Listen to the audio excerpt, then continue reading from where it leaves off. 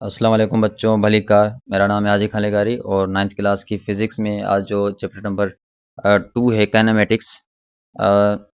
इसमें हम पढ़ेंगे आज एक्सेलरेशन। एक्सेलरेशन क्या होती है?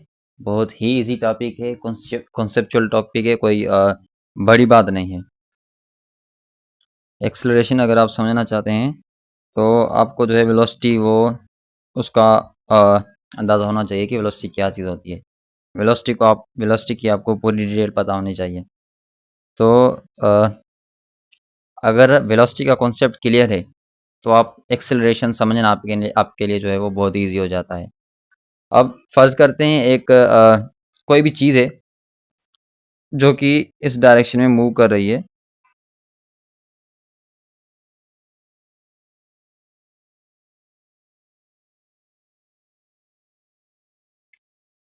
हाँ जी, ठीक है। तो कोई भी चीज़ है जो कि इस डायरेक्शन में मूव कर रही है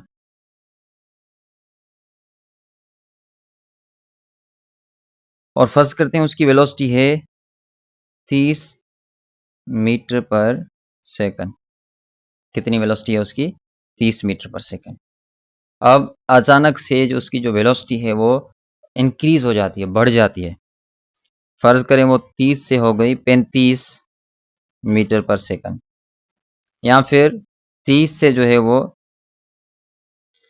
30 से वो हो गई है 25 मीटर पर सेकंड। तो ये वेलोसिटी क्या हुई है? यहाँ पर वेलोसिटी चेंज हुई है। अब कोई भी चीज़ इंक्रीज होती है या डिक्रीज होती है, इसका मतलब कि वो चीज़ चेंज हुई है।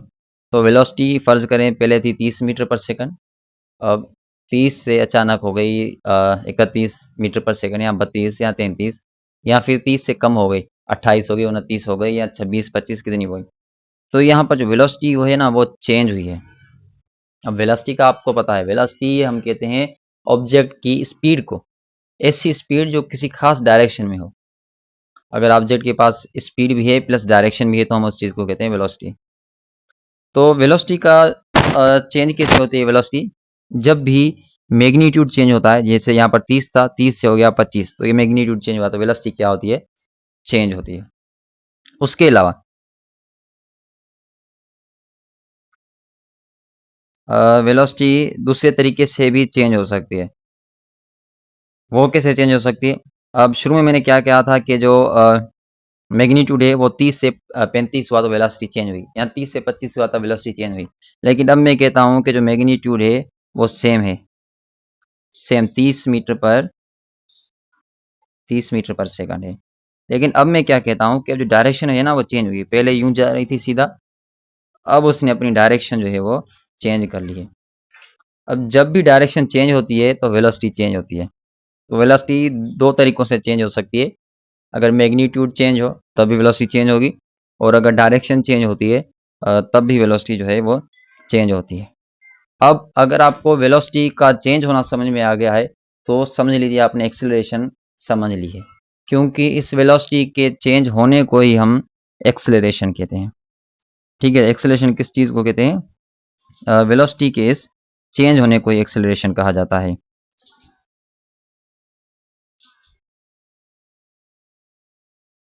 तो हम वेलोसिटी को, एक्सेलरेशन को इस तरीके से डिफाइन करते हैं कि rate of change of velocity, velocity का चेंज होना, वेलोसिटी के चेंज होने की रफ्तार। ठीक है, अब जैसा कि मैंने आपको बताया एक्सेलरेशन किस चीज़ को कहा जाता है? Change of velocity. जब भी वेलोसिटी में चेंज आता है तो एक्सेलरेशन पैदा होती है। अब फर्ज करें एक बाइक है जो कि मूव कर रही है 15 मीटर पर सेकंड की वेलोसिटी से, और उसकी वेलोसिटी अचानक इंक्रीज हो गई, 15 से 20 मीटर पर सेकंड हो गई, तो ये वेलोसिटी क्या होगी? चेंज। अब वेलोसिटी चेंज हुई तो उस बाइक में क्या पैदा होगी? एक्सेलरेशन पैदा होगी।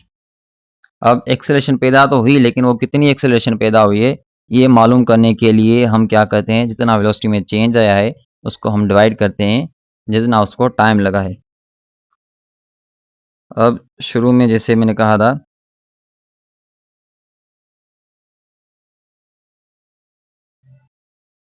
ठीक है, शुरू में वेलोसिटी कितनी थी?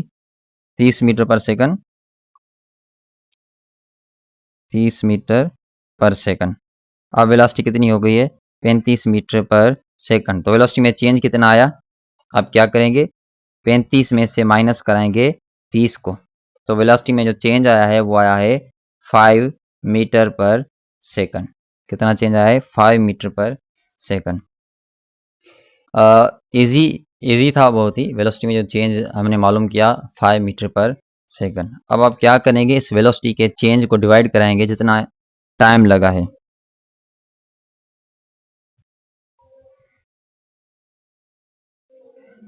तो चेंज आया 5 मीटर पर सेकंड, डिवाइड इसको कराएंगे जितना टाइम लगा है। टाइम फर्ज करें लगा है 2 सेकंड, तो 2 का जो है टेबल 2 पे एक दफ़ा और 5 पे लगता है 2.5 दफ़ा। तो जो यहाँ पर एक्सेलरेशन पैदा हुई है वो ये 2.5 मीटर पर सेकंड स्क्वायर।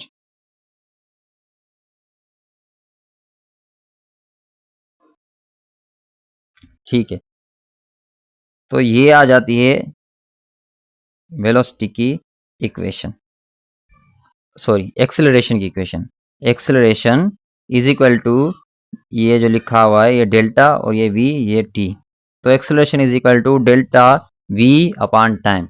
डेल्टा का मतलब होता है ये जो डेल्टा यहाँ पर लिखा हुआ है, ये जो त्रिकोण शेप वाला जो है ये डेल्टा इसको कहा जाता है, और डेल्टा का मतलब होता है चेंज, तब्दीली। और किस चीज़ में तब्दीली, डेल्टा के पास में बगल में कौन सी चीज़ पड़ी है, वेलोसिटी, तो वेलोसिटी में तब्दीली आई है और उस तब्दीली में आने में टाइम भी लगा है।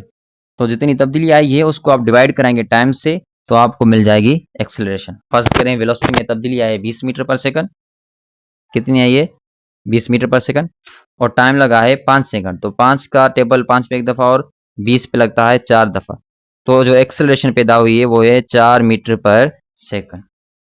बहुत ही ईजी कॉन्सेप्ट है, कोई मुश्किल बात नहीं है।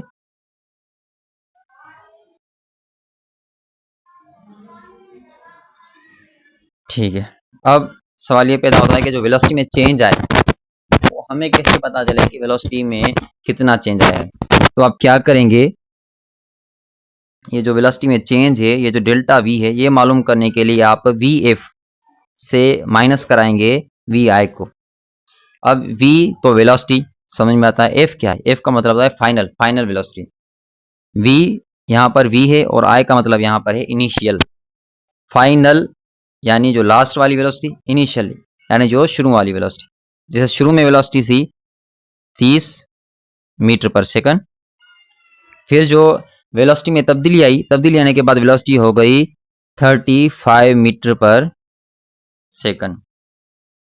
तो ये जो 35 मीटर पर सेकंड है ये फाइनल वेलोसिटी है, ये जो 30 मीटर पर सेकंड है ये इनिशियल वेलोसिटी है। अब क्या करेंगे 35 से यानी फाइनल वेलोसिटी से 30 को यानी इनिशियल वेलोसिटी को माइनस करेंगे, तो 35 से 30 माइनस हो जाएंगे तो आपको मिल जाएगा डेल्टा वी। तो डेल्टा वी कितना मिलेगा, 5 मीटर पर सेकंड।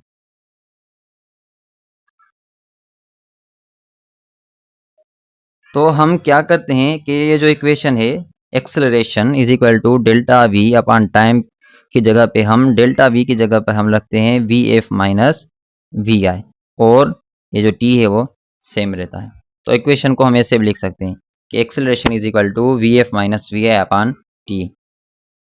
अच्छा, एक्सेलरेशन की जो डेफिनेशन है वो ये है कि rate of change of velocity, rate का मतलब है रफ्तार, यानी वेलोसिटी कितने टाइम में चेंज हो रही है, वेलोसिटी के चेंज होने की रफ्तार, कितने टाइम में वेलोसिटी चेंज हो रही है, इस चीज को कहा जाता है एक्सेलरेशन।